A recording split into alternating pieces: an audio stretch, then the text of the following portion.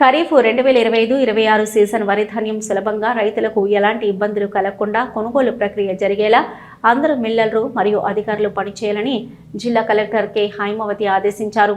గురువారం సమీకృత జిల్లా కార్యాలయ సముదాయంలోని సమావేశ మందిరంలో రైస్ మిల్లర్ అసోసియేషన్ ప్రతినిధులు, జిల్లా సివిల్ సప్లై ఆర్టీఓ అధికారులందరితో జిల్లా కలెక్టర్, జిల్లా అదనపు కలెక్టర్ రెవెన్యూ అబ్దుల్ హమీద్తో కలిసి సమావేశం నిర్వహించారు. ఈ సమావేశంలో జిల్లా కలెక్టర్ మాట్లాడుతూ ఖరీఫ్ సీజన్లో వరి ధాన్యం కొనుగోలు ప్రక్రియ సివిల్ సప్లై శాఖ అందించిన మార్గదర్శకాల ప్రకారం కొనుగోలు చేయాలని అధికారులను మిల్లర్ ప్రతినిధులకు తెలిపారు. ఈ సీజన్లో 6 లక్షల మెట్రిక్ టన్నుల వరి ధాన్యం వస్తుందని అంచనా వేస్తున్నాం. జిల్లాలో 439 వరి ధాన్యం సెంటర్లలో ఇప్పటి వరకు 239 కొనుగోలు కేంద్రాలను ప్రారంభించాం. కొనుగోలు కేంద్రాల్లో తేమ శాతం రాగానే గన్నీలలో నింపి లోడ్ చేసి మిల్లులకు పంపిస్తాం. మిల్లులో కూడా తేమ శాతం తనిఖీ చేయాలని సూచించారు.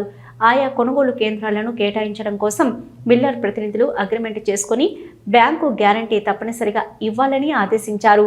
వరి ధాన్యం దిగుమతిలో ఆలస్యం చేయవద్దని, దిగుమతి చేసుకోగానే ఆన్లైన్లో ఎంట్రీ చేయాలని తెలిపారు. ఇక ఎలాంటి సమస్యలు ఎదురైనా సివిల్ సప్లై అధికారులకు తెలిపి పరిష్కరించుకోవాలి. ఓపీఎంఎస్ పోర్టల్లో అప్లోడ్ చేసే విధానం తెలుసుకోవాలి. గతం లాగానే వరి ధాన్యం కొనుగోలులో విజయవంతం చేసిన విధంగానే ఈ ఖరీఫ్లో కూడా కొనుగోలు ప్రక్రియ కొనసాగించాలని తెలిపారు. ఈ సమావేశంలో DCSO Tanuja, DMCS Praveen, DRDO Jayadev Arya, trainee deputy collector Bhavya, DTO Laxman తదితరులు పాల్గొన్నారు. సహకారంతో డిపార్ట్మెంట్ కానివ్వండి, రైస్ మిల్ అసోసియేషన్స్ కానీ, రైస్ మిల్లర్స్ కానీ అందరి సహకారంతో ఎలాంటి ఇన్సిడెంట్ జరగకుండా ప్రాపర్గా యాజ్ పర్ గైడ్లైన్స్ ప్రొక్యూర్మెంట్ చేశారు. అందుకోసం నేను అందరూ ఇప్పుడు అభినందిస్తున్నాను. అదే రకంగా మళ్ళీ ఈ సంవత్సరం కూడా 25-26 వానాకాలంలో ఏదైతే కనుక మనం ప్రొక్యూర్మెంట్ చేయాలనుకుంటున్నామో దాని ప్రకారం మనం ఈ సంవత్సరం కూడా అదేవిధంగా స్మూత్గానే జరగడం కోసం ఈ మీటింగ్ కార్యక్రమం ఏర్పాటు చేశాము. ముఖ్యంగా smooth and transportation, timely paddy procurement and CMR deliveries main purpose అనమాట ఈ మీటింగ్ యొక్క పర్పస్. మనకి GOMS number 17 consumer affairs food and civil supplies department నుంచి కమిషనర్ గారికి డీటెయిల్ గైడ్లైన్స్ ఇవ్వడం జరిగింది. 4/10 నాడు మీ అందరికీ కూడా దీని గురించి అవగాహన ఉంది. సో దీనికి సంబంధించి గ్రేడ్ ఏ రకానికి సంబంధించి 2389 కామన్ వెరైటీ సంబంధించి 2369 రేట్ ఆల్రెడీ ఫిక్స్ చేస్తున్నారు. ఇది మీకు ఆల్రెడీ అవగాహన ఉంది. కాబట్టి ముఖ్యంగా మనం చెప్పుకోవాల్సింది ఏంటంటే ఈ వానాకాలంలో మనకి ఈ సంవత్సరం మనకి దాదాపుగా 6 నుంచి 7 లక్షల మెట్రిక్ టన్నుల ధాన్యం మన జిల్లాలో పండుతుందని ఒక అంచనా అన్నమాట.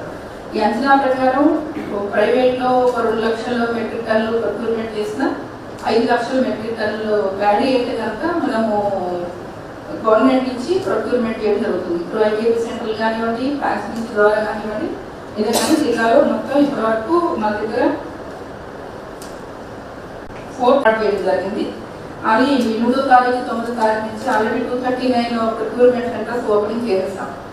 అయితే ఎవరైతే కనుక ప్రొక్యూర్మెంట్ సెంటర్ ఓపెన్ చేసినప్పటికి కూడా మనకి మాయిశ్చర్ టెస్టింగ్ మనం చేస్తాం కాబట్టి బిలో 17% మనం తీసుకుంటాం. మాయిశ్చర్ టెస్టింగ్ చేసినప్పుడు మీ బిల్లింగ్ వచ్చినప్పుడు మీరు కూడా టెస్టింగ్ చేసుకుంటారు కాబట్టి డెలివరీ తీసుకునేటప్పుడు దాని ప్రకారం అయితే కనుక మీరు కూడా ఏర్పాటు చేసుకోండి.